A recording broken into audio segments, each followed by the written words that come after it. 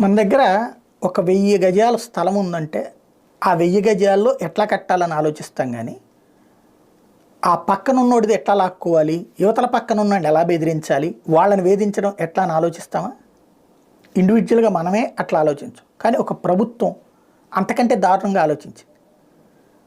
20,000 ఎకరాలు ప్రభుత్వ భూమి ఉండగా, అది చాలదని 33,000 ఎకరాలు రైతుల నుండి తీసుకుంది అమరావతి ప్రాంతంలో. ఈడ్చిపెడితే కట్టింది ఎంత? ఓ 500 ఎకరాలు కూడా గట్టి ఉండదు. ఓ సచివాలయం, ఒక అసెంబ్లీ, ఒక హైకోర్టు, ఈ 3 కలిపితే 500 ఎకరాలు ఉంటుందేమో.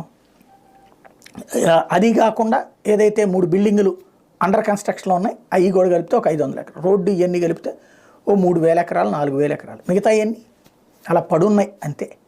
ఏం చేసుకోవాలో తెలియదు. అది చాలదని మళ్ళీ భూ సమీకరణ కింద